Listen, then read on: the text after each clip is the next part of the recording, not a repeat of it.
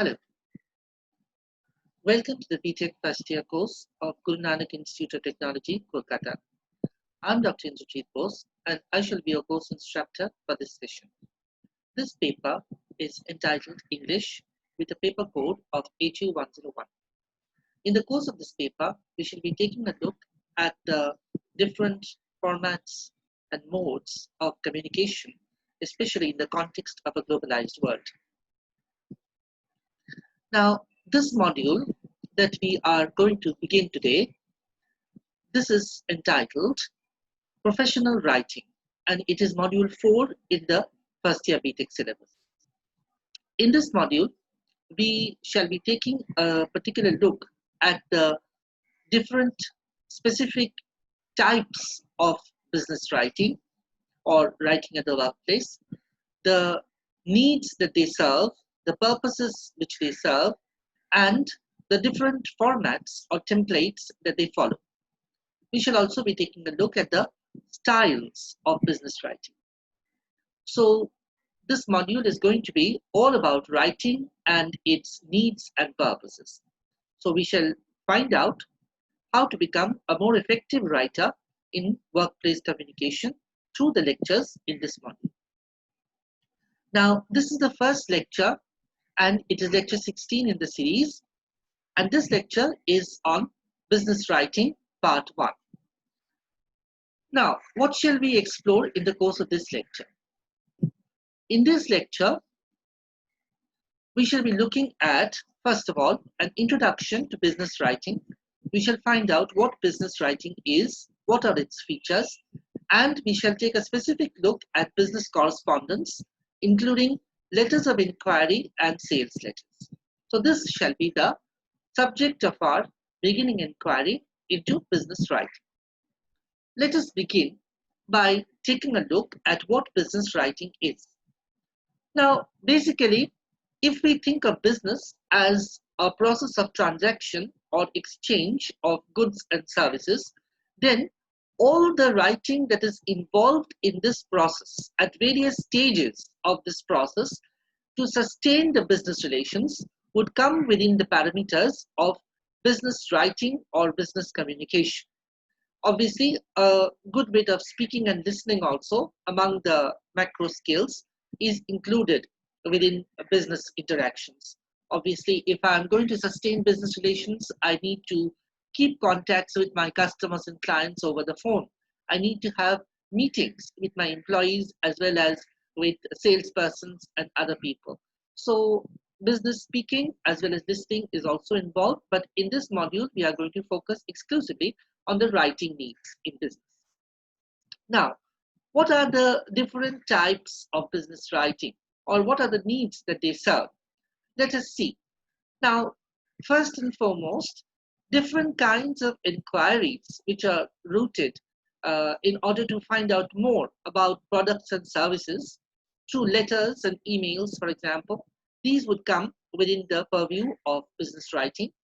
So inquiries about products or services, new services that are advertised, like let's say after sales service or servicing of your refrigerator, or product inquiries like the new prices of the mobile phones or vacuum cleaners or audio systems in the market. So all those would come, product inquiries would come within the purview of business writing. Also sales promotions. So I think we are all inundated by the sales literature or the literature that seems to advertise about different kinds of products. So if you open the newspapers, you'll find a flood of such sales promotions. So there are, in addition, lots of things like brochures, ads, okay, different kinds of letters, emails, and flyers keep coming to us in different colors, shapes, and sizes. There is also after sales feedback that is given in the form of letters or emails. So if your refrigerator is not functioning properly, you can write a letter to the manufacturer or you can send an email to the company Also, there are documents, official documents like business contracts, like my firm is entering into a working partnership with Kirloskar. So there is a contract that is being signed. So that's a business contract. Again, all these contracts and agreements, which are very important legal documents also, and business documents also, because they specify the terms and the nature of the interaction that is to take place, and also what will be the consequences of this interaction. So these business contracts would also come within the purview of the business writing. All kinds of inter-office correspondence, including all the memos, emails, letters, and other communication that is exchanged between the employees in the office, that comes within the purview of business writing, as does the documentation relating to meetings. So we can say that the scope of business writing is quite broad and varied and includes a wide range of different kinds of writing. Obviously, the way that we take to write in all these things varies according to the purpose, and the audience will be different in each case. So we have to suit our writing to the audience and to the needs, or to make it specifically needs based. Right. So this much we can say by way of introduction about business writing. All kinds of writing that are needed to carry on and to sustain business relationships. Now, what are the features that this kind of writing tends to demonstrate? Now, as far as the content is concerned, obviously, the content is highly focused and it relates specifically to business transactions or the follow-up of these transactions relating to products and services. So we will not have any extraneous content over here, any content outside the business relationship. So the content will be very, very specific and focused on the relationship and all that is related to that. The vocabulary, yes, as far as the vocabulary is concerned, business vocabulary or terms which are related specifically to business and commerce would tend to be used more in this kind of writing. So you would really find that business terms are often used in this business correspondence and other types of official communication. As far as the formatting and the style is concerned, there are very strict stylistic and formatting guidelines which these documents all tend to follow. In fact, there are style guides and templates which are specific to the different documents. They are kept ready and one can easily format the documents within the specified format. So it is less time consuming and it follows a standardized pattern. In fact, there is even stipulation as to the length of these documents, the size of these documents, and the kind of paper that can be used, the way that typography should be used, margins should be kept, and so on. So very, very strict guidelines are there. The guidelines are also convenient because we can follow them easily. We do not need to innovate anything over here. Electronic copies are often preserved of all these documents. Nowadays, especially, we tend to see that emails are supplanting all other forms of hard copy documents. In fact, we keep electronic copies of all the other hard copy documents which we used to preserve as paper copies before, right?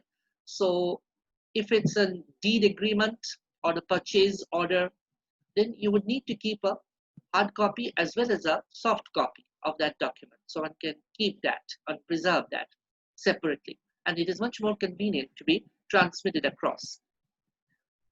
Maintaining a documentary record, this is very important because business transactions and dealings are needed, they need a specific context and framework, and all the transactions that take place would be referred back to later on, because often payment and other needs are tied up with them very closely. So there is a reference point which needs to be maintained. And obviously for this, maintaining the documentary record or filing and archiving of these documents is most important. And of course, we preserve the soft copies also nowadays, apart from the hard copies. Apart from these, the other features of business writing are conciseness, or in other words, that these documents are all short and precise, and they do not involve any kind of unnecessary lengthening or elaboration. So whatever you need to describe or talk about, please talk about it in a precise and straightforward way. This is the nature of business documentation. Also clarity, avoid all avoid all ambiguous phrases and constructions. Keep the meaning straightforward and clear as far as possible. So as far as possible, phrases and expressions which are clear cut, straightforward, mean what they say should be used. And also completeness. Though they might be short, all the necessary information which is required should be contained within the business document. So clear cut, straightforward, and complete in itself. This is the characteristic of a business communication. So these are some of the general features of business writing, so to speak. Now, what is business correspondence as such? Obviously, all the correspondence that relates to business transactions, either pre-sales or post-sales follow-up, prior to the sales or exchange of goods and services, and the feedback that is given afterwards.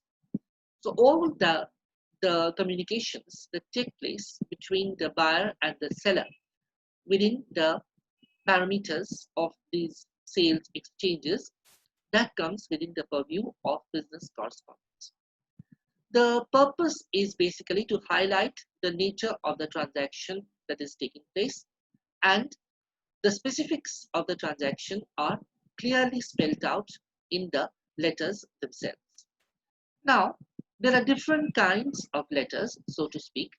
There can be letters of inquiry written by customers who are inquiring about the prices, discounts, or any other offers or anything else related to products or services. There are sales letters which are written by the company and distributed to prospective customers to attract them and to make them to buy the product. Then there are complaint letters which are written as a follow-up after sales by customers who are complaining about the products, or they have got certain problems or grievances related to the product. Adjustment letters are again written by the company as a response to the complaint letters, whereby they settle the claims made by the customers. And there are also job application letters which are written by prospective applicants to apply for jobs in certain companies. These are, broadly speaking, the different types of business letters. So you can see that in this table, we have conveniently classified them as the transmission is passing from whom to whom, who is the sender and who is the recipient of these letters. So the letters of inquiry are written by the customer to the company. Sales letters are written by the company to the customer. Complaint letters, again, written by the customer to the company. Adjustment letters written by the company to the customer. And job application letters are written, of course, by the job applicant to the company. So these are, broadly speaking, the different types of business letters. Let us now explore more about the nature and characteristics of these letters, taking them up one by one. Before we take a look at the different letter types, we have to look at the format or the template of these letters. Now, there are different types of formal layouts. One of them is called the block layout, which is extremely convenient for us to use, which has a left margin alignment and open punctuation or no punctuation rather, except in the salutation, complimentary close, and in the message. Now let us look at the parts of the letter first before we look at the layout. This is a sample of the formatting of a business letter. You will notice that the sender's address comes first with the name of the company, followed by the postal address with the pin code following after that. Now this is indented to the left margin over here. Below this sender's address comes the date. Now the date can be given as DDMMYY or MMDDYY, whatever format or form you prefer. Below that comes the recipient's address. So we have the recipient's name followed by official designation and then the postal address of the company. Below that comes the below that comes the designation. So we have Dear Mr. Fernandez. So that is the salutation of the letter, and after the salutation follows the body of the letter. The body of the letter, of course, is divided conveniently into paragraphs. After that, we have the complimentary close, sincerely yours, faithfully yours, and then the signature. Signature with the designation and the contact details like phone number given over here or email. Phone number and email are usually given below the signature block. And then after that, we have enclosures. So you might include as enclosures any other documents or copies of documents which you need to give as additional proof or additionally as references. Also, you can give as copies, CC, copies of documents by giving them in numbered form. Again, documents which you need to give for reference. For postscript, we can add afterthoughts, any instructions, comments, or observations which come to us after we have completed writing the letter and it is not possible to include them in the body of the letter.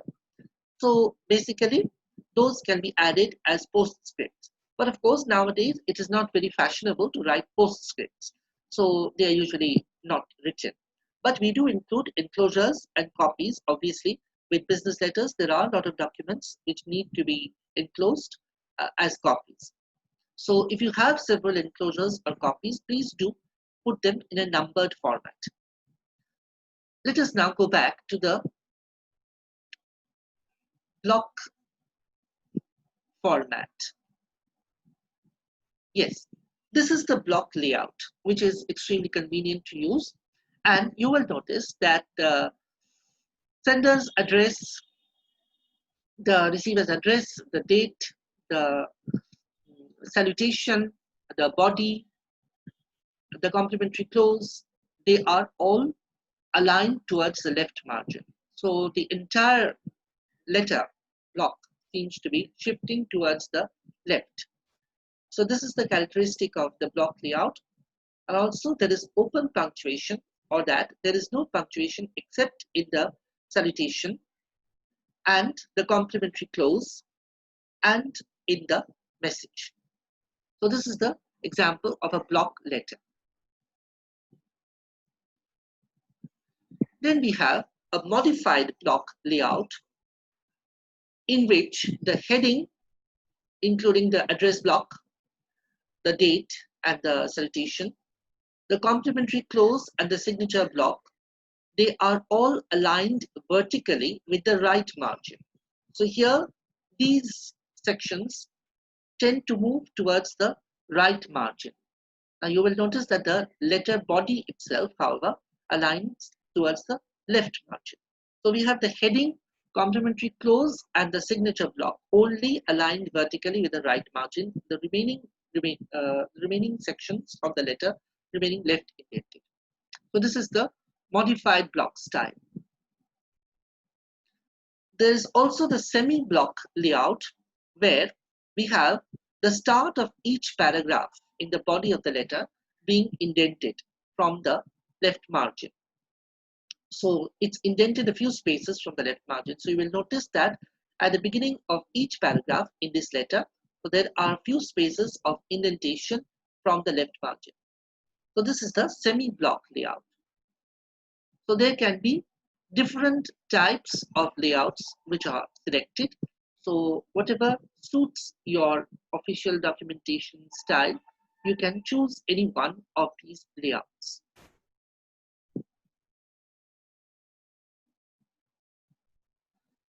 Now let us go on to look at the different letter types that we have talked about.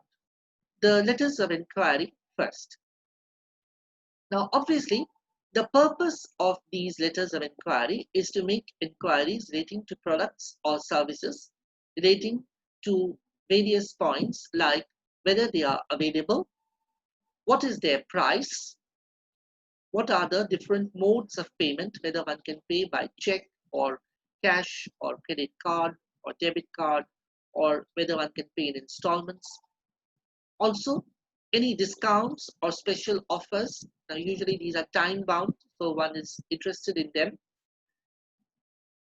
So these are the different reasons why the letters of inquiry might be written. The format of the letter of inquiry obviously is that of the official letter.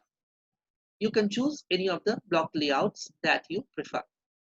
Now, the style of the letter would obviously tend to use business vocabulary and jargon, and it would follow obviously the norms of clarity and concision also, as with all business letters.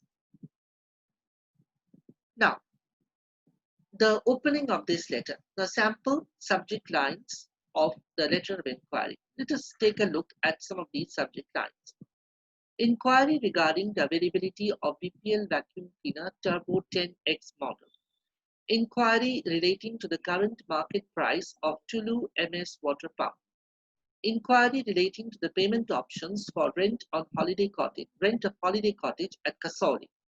Inquiry relating to the preferred payment modes for rent of office premises at Kopra Market, Ranikhet.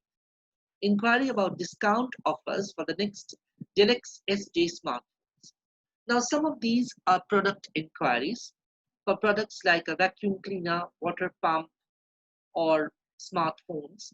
Others talk about office premises or rented accommodation like a cottage at Kasoli, and the other one is about office premises at Raniki. Now, you will notice that the uh, subject lines are obviously all single line entities, and they are extremely precise about the point of the query. And they give the exact specifications of the items that they are talking about, whether it be rented accommodation or whether it be the model of a specific model of a product. So if it is a vacuum cleaner, then BPL vacuum cleaner Turbo 10X model. It's very, very specific. And also, apart from the details which are required, there are no other extra details, nothing to elaborate or lengthen it. So further details obviously will be mentioned in the letter itself, the body of the letter itself. So more information than what is required is not shared in the subject line. So the subject line basically talks about the product and its specifications and what is exactly required. So it's very, very focused and to the point. Now, the introduction to this letter. Now, I'm going to read out the sample of the letter that has been given, and then we shall discuss it as we go along. This is to inquire about the possibility of obtaining a holiday cottage on rent for a period of 3 months at Kasoli during April to June 2019. Now, this is the introduction to the letter. Obviously, after stating the subject and uh, stating it quite precisely, possibility of obtaining a holiday cottage on rent. So it is talking about the purpose for a period of 3 months at Kasoli during April to June 2019. So again, it's very, very specific, and it is stating the purpose or aim of writing this letter at the very outset. So the introduction would tend to give us a fairly precise statement about the reason for which this letter is being written. Now, further elaboration is given in the body of the letter following the introduction. I'm reading again from the sample. We are a family of four and wish to obtain rented accommodation at Kasoli in order to spend the summer vacation over there. Our requirements are a small two-bedroomed cottage with closeness to the local market, banks, and ATM. Now, you will notice that it's not just that the writer or correspondent of this letter wishes to rent a holiday cottage at Kasoli and is mentioning the time period for which the cottage is required, but also giving us further details like it's needed for a family of four and they are going there on vacation. A two-bedroomed cottage is needed and it needs proximity to other services like banks, ATMs, the local market, and so on. So the details are given in the paragraph following the introduction in the body of the letter so that the recipient of this letter can take appropriate action as is required. Then further asking about availability and the terms and conditions in the next paragraph. Again, I'm reading from the sample that is provided. As advertised by you, you have several such cottages in Kasoli and its vicinity. Kindly let us know whether you have a cottage fitting our requirements, the rent per month, and the modes of payment. We look forward to hearing from you. So, obviously, the advertiser has given or spoken about several such holiday cottages in Kasoli and its nearby places, which they have on offer. Now, the writer of this letter is talking about some specific cottages which would tend to fit the requirements which he has stipulated, and also asking about other things like the rent per month and the modes of payment. Obviously, how the payment will be made. Also, something more like whether it's an advance that needs to be given. These are points that need to be clarified beforehand. So, again, these are asked. So, we find that in this type of letter, in the subject line, there is a specific statement about the inquiry which is made. In the introduction or the first paragraph of the letter, the statement of the subject is given. Elaboration of the subject and greater details about why the author is writing about this follows in the body of the letter after this, and then the author goes on to write about more specifics like terms and conditions. Now we come to the closing of this letter. Again, I'm reading from the sample. Kindly let us know about the availability of the cottage and the terms and conditions of rent at the earliest. So, asking for the specific information to be conveyed. Looking forward to hearing more from you. Sincerely yours, Suresh J. Mehta. So, there is a closing request for specific information followed by the complimentary close with the sender's signature and contact address or say contact number which is given below that. So this is the closing of this letter.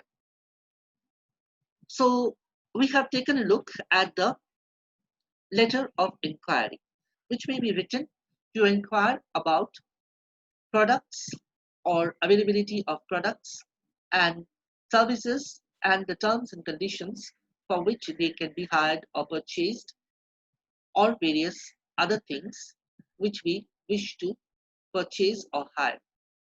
Now we shall take a look at another type of letter which is also pre-sales, that is the sales letter.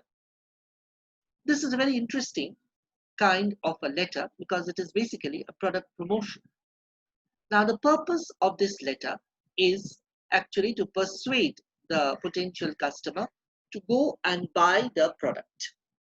So the sales letter is basically a promotion, and that too written in a highly persuasive manner about a new, or it can be even about an existing product.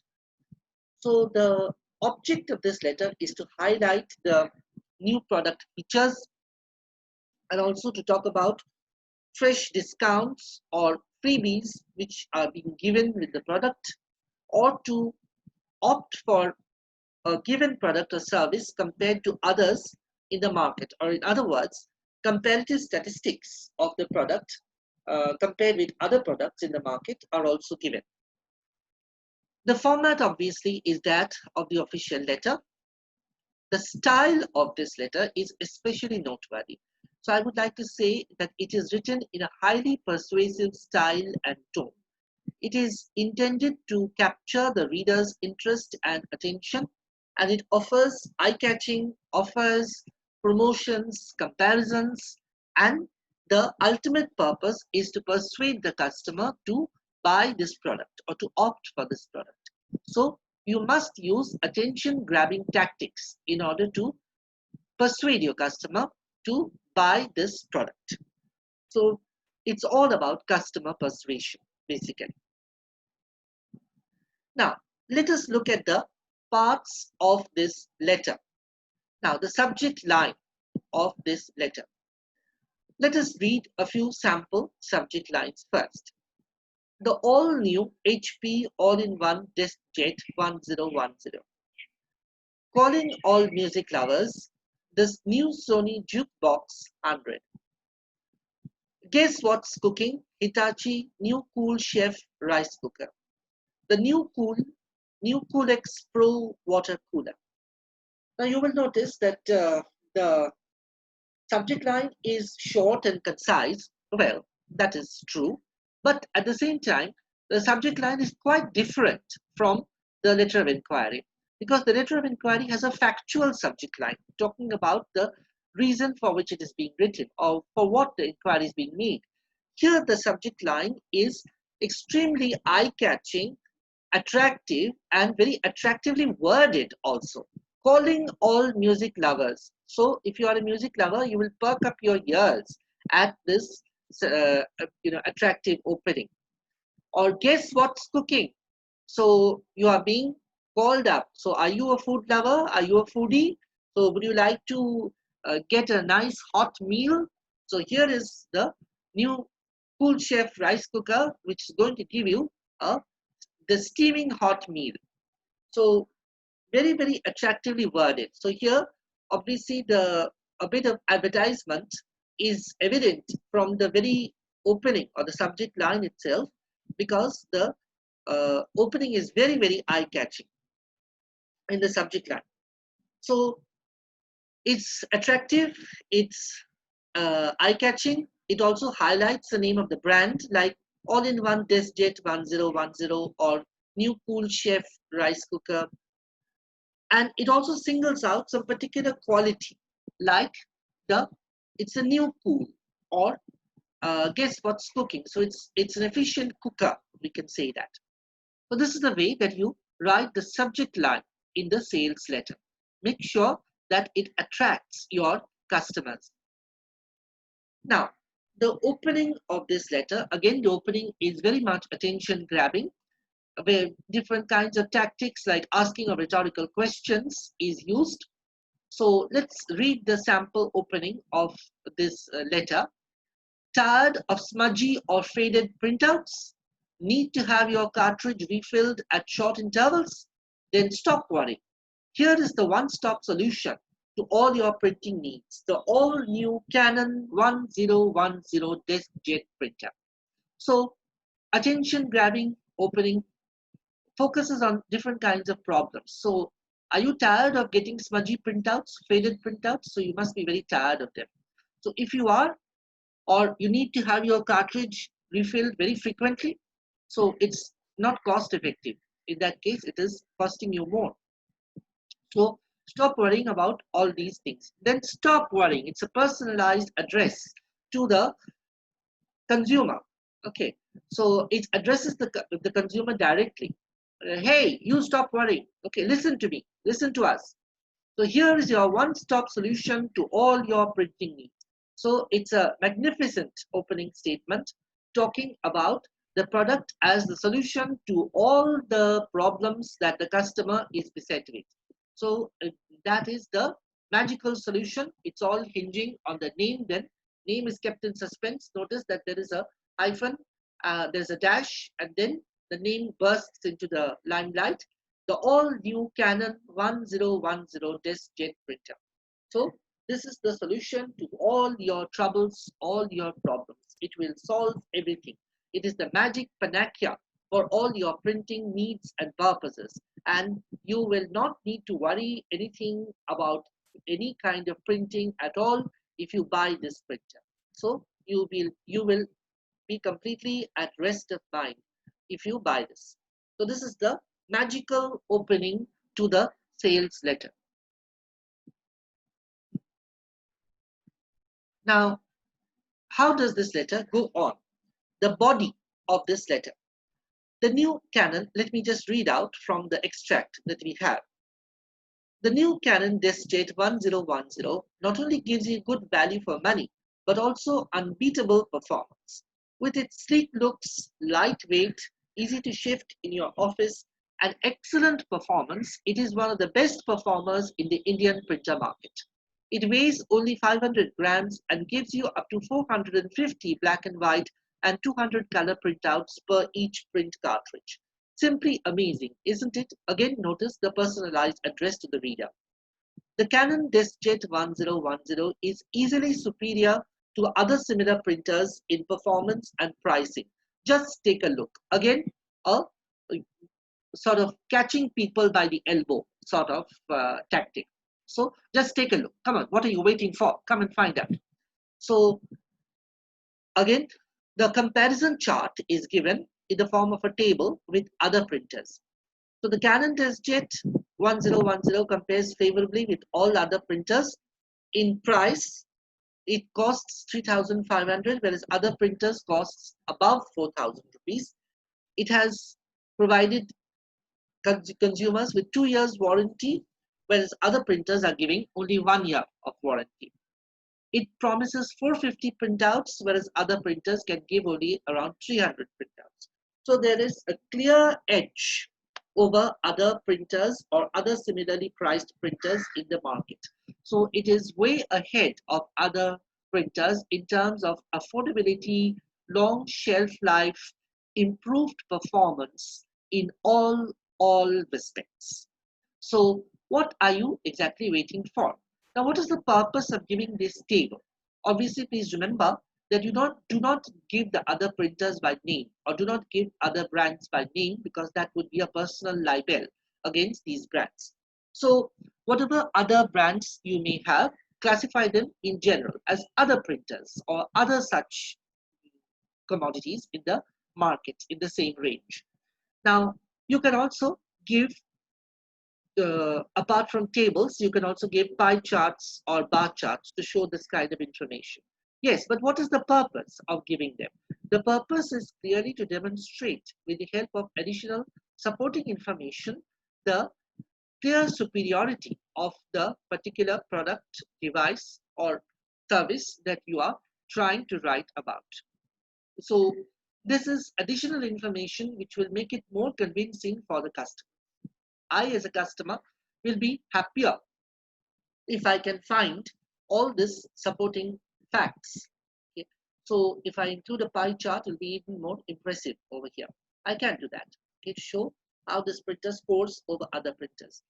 And also, the qualities of the printer are clearly given in the body of the letter, the looks, the weight, performance, and you can go into details describing it as far as possible, so that in brief, the customer has a clear idea about what to expect and what not to expect from the new product. So use as far as possible the language of advertising, and use positive language and descriptions in order to highlight the positive qualities of your new product and its improved performance and other good features.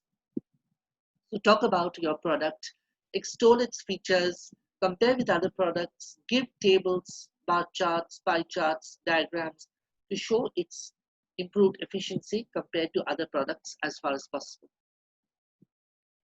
Then the closing of this letter, again there is an exhortation to the customer, direct appeal to the customer at the end. Again, let me read from the extract that I have, a sample letter. So friends, what are you waiting for? Grab your credit or debit card or cash and rush to the nearest store to get these fabulous offers. 5% discount till 31st April, a free travel bag, offers open till stocks last. Hurry, get going and buy, buy, buy. The best compliments, Canon sales team. So there are repeated exhortations to buy. So friends, what are you waiting for? Rush to the nearest store. And the last ultimate exhortation, which takes the enthusiasm to the fever pitch of buy, buy, buy. Okay? So repeatedly the customer is being cajoled, persuaded, convinced to go and opt for the product. So you can pay very conveniently. There are payment options which are outlined by credit or debit card or even by cash, and go to the store and take the offers which are there. So the offers are nicely given in bulleted points. So that is highlighting, which makes it more convenient and stands out in our memory very clearly. 5% discount, free travel bag. So that's a very tempting option. And offers are open till stocks last. So there's the underlying idea that the stocks might finish up soon. So you should go and avail the offer till the offer is available. So what are you waiting for? So rush out and go and buy from the nearest shop. And the letter ends by giving the complimentary close and the signature at the end. So this is the Canon sales team signing off the sales letter. So we have taken a look at inquiries and sales letters, which are hard copy documents, but nowadays they are also substituted by emails or soft copy versions. We can also have phone inquiries. Obviously, nowadays people would tend to make an inquiry over the phone rather than write a letter, especially when they are inquiring about things like availability or price or offers which are being given. But in any case, even if it's a telephonic inquiry or it's a written one, the content obviously remains more or less the same. But the persuasive and appealing style of the sales letter again continues in the email version itself if you are sending an email to your prospective clients. Now, it is very important to remember, particularly in the sales letter, that the persuasive style and tone which you need to take up, or the manner in which you need to write the letter, it should be very, very convincing and engaging. And it should be reader friendly. Now, all the business letters need to be reader friendly in orientation, but especially the sales letter needs to be a reader friendly letter.